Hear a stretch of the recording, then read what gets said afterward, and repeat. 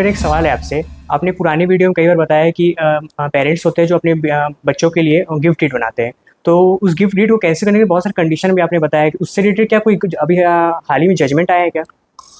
बिल्कुल ठीक बात है। जैसे कि हमने पहले बताया था कि senior citizen under section 23 of senior citizen act कोई भी गिफ्ट करी हुई प्रॉपर्टी जो है वापस ले सकते हैं। अभी हाल ही में एक नई जजमेंट आई है, Karuppan versus the district magistrate, Madras high court की ये जजमेंट है। इसमें दो कंडीशन सेट आउट करी है हाई कोर्ट ने।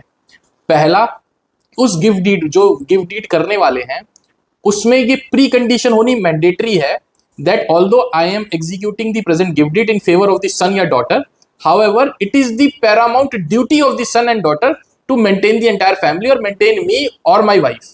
ठीक है, पहली कंडीशन तो इन्हें जरूरी है। यानी आप लोग जब भी गिफ्ट डीड बनाए अपने बच्चों को गिफ्ट कर रहे हैं तो ये जरूर लिख दें कि it is the duty of the son, अगर सन को दे रहे हैं या डॉटर को दे रहे हैं, it is the duty of the daughter to maintain the entire family और maintain me and my wife. और दूसरी इसमें जजमेंट में ये बहुत क्रूशियल बात आई कि the one who is executor of the gift deed is only entitled to declare it null and void. यानी कि अगर फादर ने बेटे के नाम पे गिफ्ट डीड एग्जीक्यूट करी है और कंडीशन भी मान लीजिए है कि हाँ वो मेंटेन करेगा, उसके बाद अगर फादर एक्सपायर हो जाते हैं और मदर अलाइव होती है तो मदर चाहे कि मैं इस गिफ्ट डीड को नल एंड वॉइड करा दूं, वो नहीं करा सकती, only because the reason the one who has executed the will या गिफ्ट डीड यानी executor of the gift deed is only entitled to get it cancel. यानी जो करता है, जिसने करा है, वही उसको नल एंड वॉइड डिक्लेयर कर सकता है।